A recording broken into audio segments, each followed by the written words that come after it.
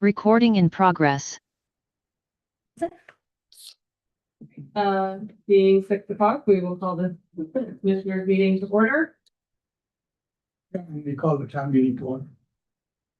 Thanks everyone for being here, and thanks the team for being here as well. I know there were some variety of questions that were requested kind of through the last update that we had. And we've been so gracious to come back and share more information with us. The plan is that we'll do a portion of this in open session. There'll be publicly available information shared with staff. And then we will go to executive session under 10. I don't know if there are any opening statements or questions that you wanted to before we hand it over to you. I think what I could do is just frame it for people so that they have some background as to what we're doing. At a previous open meeting, we had a discussion about services that RMld receives from E&E, and what I think some of the CAB members and commissioners were interested in understanding what were the expenses associated with E&E for RMld, and just one, because it's something, well, we don't have visibility, okay? And we don't have visibility about this information, that's why it was being requested. Okay. And maybe in other organizations that information was shared, but in us, it was not shared with us. So that's why we're asking these questions. Gotcha. Following that meeting, I and Dave were tasked with, coming up with some questions. We're basically putting down questions that we had discussed in the open meeting that we shared with Paul. And the request was made to Paul to get that information. If we could get the information from Paul, that was fine, but Paul felt he needed to get it from E&E, and that's why we had this meeting. At a high level, what we want to know is what is the amount that RMLD spends on E&E services, and what's the breakdown? It's a simple request, because that's how we are going into our budget planning for the next two meetings deal with budgets. And in any good budget process, you need transparency to understand what you're approving. So we want to know what we've spent historically and what we're going to need to spend going forward. I know we have, the way I would put it is, it feels like we were inundated with information as to everything that we get from E&E, and that's okay. It's just bad processing on our end, in the sense we did not have the right context to appreciate how it was being presented. Okay. So that's what we are trying to do is, I hope we don't have to have this meeting again in the future. Okay. So what we want to do is understand now and set up a practice at RMLD where we can keep getting this information on a regular basis. At least, would you be comfortable with that? I think, yeah, let's talk through the details and then determine what the right approach would be to just get periodic updates from there. Yeah, okay. So my question was very simple. And Dave, would you want to elaborate a little bit on what I asked? I think Vivek basically covered it. And I know some of it might be competitively sensitive information, so we don't want to do that if it is. And the only part that I'm trying to figure out is, where is that line? Because to my understanding, which could be wrong, we're a public entity, but also E&E is as well as a municipal light plan cooperative. So that I think, and I could be wrong, but the expenditures and budgets are publicly available, or should be. They are public documents if requested. Why don't you guys finish first? So I think I'll address it. Okay. Yeah. So my framing was, coming out of this meeting, what I'm hoping is we have a process by which we get information about E&E, just like we get about everything else. And that is made available to the CAB. I speak for the CAB, so it's made available to the CAB. I'm sure it's available the same way it's available to the commissioners. And so that's my request. And so today, either in the open meeting or closed meeting, executive session, we should at least get this information as to what we have spent in 24 and 25, and Paul, we'd like to understand at least, what we would be thinking about for 26. Okay, Mhm. so that's my expectation from Jason's at that end of the table.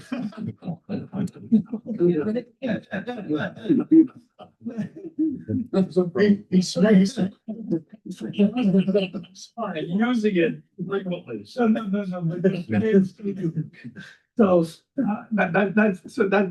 that's how, at least, I think that's what the camp is looking for. And I think the camp would agree with that. Hey, what now? And I think the piece of that that's the least available to us is what the commission and fee structure is on the PPAs that are coming through E&A. Mhm. And I've never understood exactly what that is and where we find that. You mentioned at the last meeting, 25 cents a megawatt hour. I don't know if that's uniform across all PPAs or it's different in some or others, or I'm gonna address that too. okay, because when I've seen contracts, I just see one lump sum of what the megawatt hour charge is, but no breakdown. As we might see in other things, like here's the energy, here's the commission, here's the fee, who's getting it.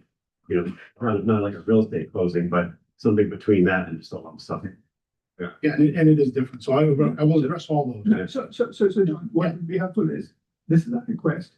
So one thing we need to define is what is going to be open session. I hope there is some information for open session and there's some information for closed session. The letter you sent through Paul, those answers are gonna have to be an executive session under section 10. Because we're not technically a public entity. Energy services companies have a different, I think it's section 10, right, Erica? Purpose 10. Purpose Number 10, yes. purpose number 10, which keeps, because again, we have 28 other Yeah, right. RMLD. So we can't just be talking about numbers in public. Sure. Okay. So I But, would, but I'll certainly address, sure. I won't be able to do it in an open session. That's all I'm saying. Not that we're not gonna address. it. Okay. I understand that answer in terms of maybe internal things that we asked about your audited financials or salaries of executives, but when it's RMLD that is making an expenditure, that's an RMLD expense that goes to you. That's RMLD. What did RMLD spend for the monthly, the commissions on PPAs, any hourly for the lobbying, any of that, those things. Those are RMLD expenditures that we had asked of Paul. I don't disagree. And that's what half of it is in work. Well, except all of it is on your invoice every month. You guys have all this information. Every one of the questions that are asked here, you have Okay, in this building. including the PPA fees. Everything, every single thing is listed. There are 6 line items on your invoice every month. There are 4 PPAs that have administrative costs because they happen to be a little more complicated to do with this 19, 20, 21 systems in it. There's a line for energy services, which is kind of that flat fee to cover all the things that we do for you.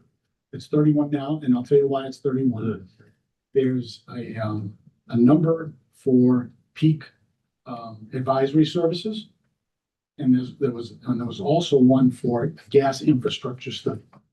Those are all on there Okay, every month. is the 25 cents a megawatt hour or whatever it is on that? The administrative costs are listed separately for each of the 4 projects. There's only 4 of them. Doesn't apply to everything.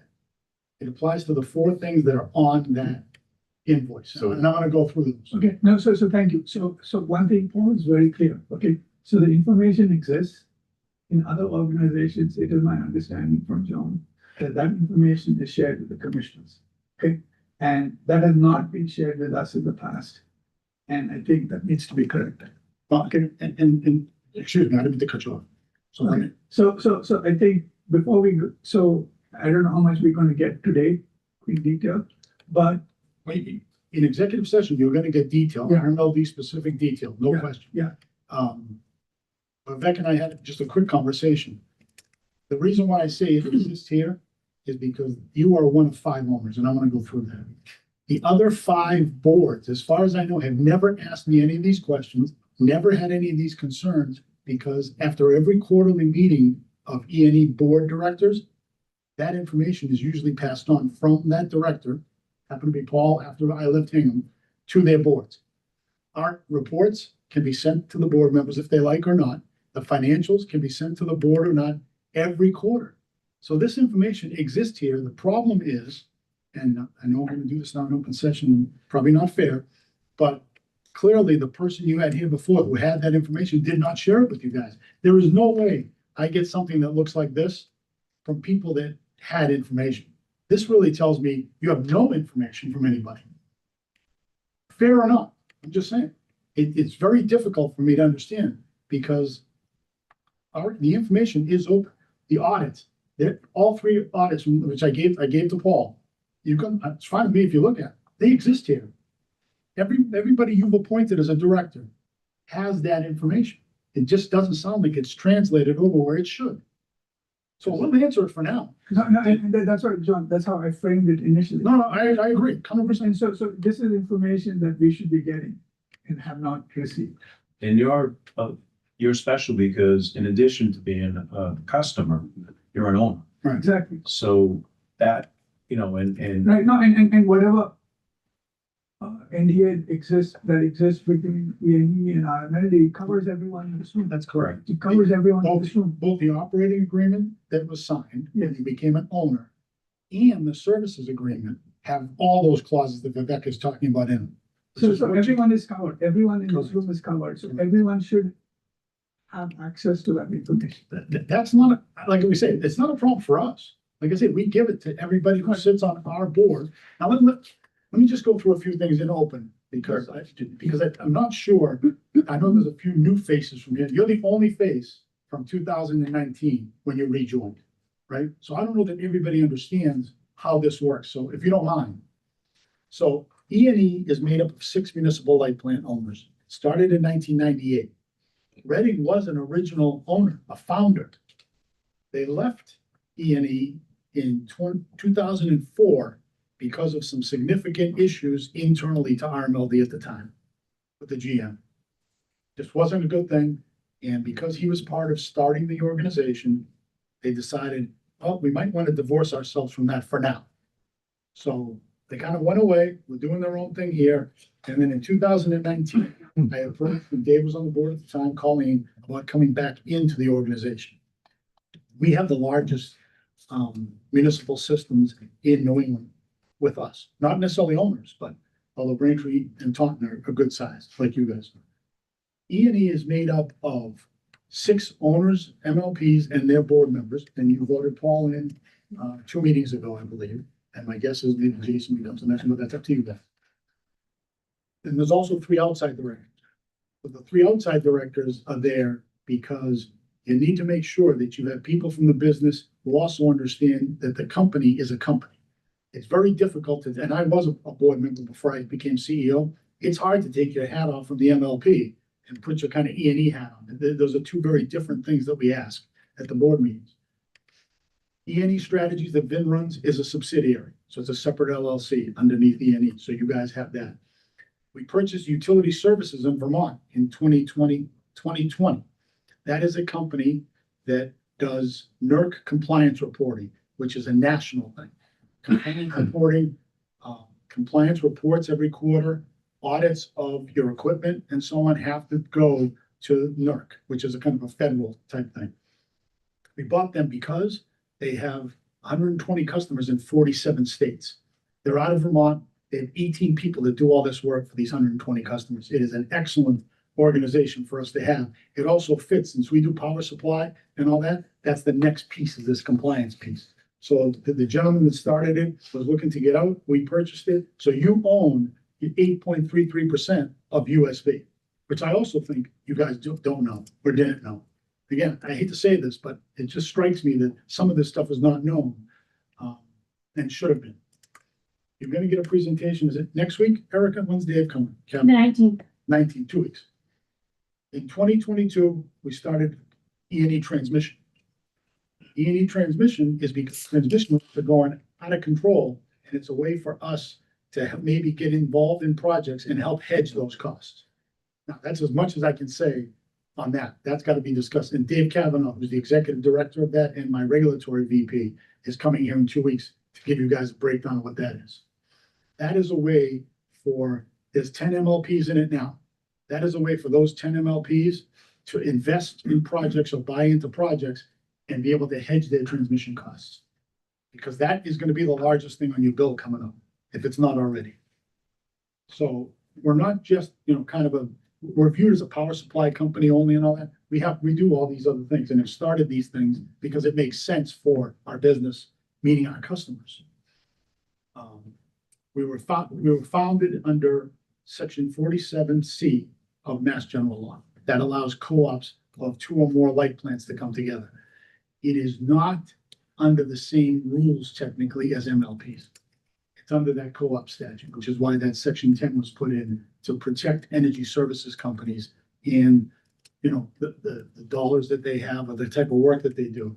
Anything proprietary, confidential, or tied to that is under that section 10. We're the largest municipal co-op in the Northeast by far, by far. We have customers in all 6 New England states. We have 1,400 megawatts that we control. 600 megawatts of generation on top of that, and about 5.7 million megawatt hours of energy, if you add up all our customers. Represents almost 300,000 municipal customers. We just added 3 new customers in the last 3 months, Holden, Mass, Littleton, New Hampshire, and a company it's, if you're familiar with Fort Devens, what they turned Devens into here in Massachusetts. MRRA is the version of that in Brunswick, Maine. We just picked them up as a customer. So they're trying to do up there what Devens has done, kind of build out and all that. And they needed some energy supply expertise. So we just started with them on November 1st. We had to get in it by November 1st. We have 28 wholesale customers, meaning the power supply service type. We have 22 that we do the conservation work for, which could be home energy audits, rebates, solar rebates, EVs, EV rebates, EV events. And Vin has 31, I think, strategies customers, right? Including 9 from our competitor. So 9 people think enough of Vin that they signed up with him to do lobbying and all that. Let's see. The other thing is that I know came up the last time that I want to address in open session. The Palmer Renewable Project is dead, has been dead since April 1st of 23. As far as we're concerned, meaning us and the 8 people that were in the project when it first started in 2017, 18, because at that time, it was an allowable type of energy source by the administration. It is clearly no longer that. So we terminated back on April 1st of 23. A lower court has kind of reinvigorated it a little bit because they said the state couldn't invalidate a permit. No one's going to buy it. The other thing is, I already testified on 2 bills that Vin can give you the 2 numbers on removing biomass from the state's non-emitting sources, including our own. When we got our section 9 of our MLP bill that says what we can do and what we can't do from non-emitting sources, that's coming out. I just want to make that clear because I know that You covered that last time. I know, but it just seemed to come back again. And then the newspaper, not with you guys, and then the newspaper picked it up, the shoestring or whatever the heck it's Because of the called, court. because of the court, and mentioned in there that we had looked at it, but we did terminate, because I talked with the reporter. I just want to make sure that was very clear, because it was a little contentious here. You guys wanted out of it and whatever at that time, which is fine. That's not an issue, but it is dead. It's not coming back. So we don't have to worry about that. Just to keep it Yep. to the narrow of the cut. Yep. The thing we get every month, we get the AP warrant, and there's a number there for E&E. Would it be helpful to put one of those up and just walk us through what the breakdown is? And that would be what is on our public AP warrant Mhm. that we've signed. That it's broken down into 4. That might be a useful way to look, and that's already out there because it's our expenditures. Then would it be okay to do that? I'd prefer that we don't put it up, Okay. All right. I mean, it is something that any No, Tom, Dick, or Harry could go to town. but hall. that's what they should do. I can't be doing it, is what I'm saying. But it's our expenditure. Correct, It's our expenditure. correct. Mhm. Okay. It is, no, it's your expenditures. I don't want to talk about the numbers on it, because again, we have other clients that we do this for. I know it sounds trivial, Dan. I understand, but I really do. I hear you. I hear you. So that's all I really had for kind of the open thing, unless you want any other questions, and then we'll get right into this. Okay. So before we go on and shut down here. Okay, well, should we just? We have to, then we go into it, I guess. Move that the Rmld Citizens Advisory Board go into executive session pursuant to Massachusetts General Law, Chapter 164, Section 47D, exemption from public records and open meeting requires in certain instances under purpose number 10 to discuss trade secrets, confidential proprietary information regarding activities and information provided by Energy New England as energy supplier, municipal aggregator, or energy cooperative, and return to open session for the sole purpose of adjournment. An open session will adversely affect conducting business relative to other entities, meeting, selling, and moving business. Second. All in favor? Okay, so yeah. That the Rmld Board of Commissioners go into executive session pursuant to Mass General Laws 164, Section 47D. Exemption from public records and open meeting requirements in certain instances. Pursuant to purpose number 10. To discuss trade secrets, confidential or proprietary information regarding the activities of information provided by Energy New England as an energy supplier, municipal energy, municipal aggregator of energy cooperative, and return to open session for the sole purpose of adjournment. Second. And finished it, a whole lot and a half to go. Ruining my monologue. An open session will adversely affect the conducting business relative to other entities making or selling or distributing energy. Favor. Thank you. Awful. All right, I hold sides.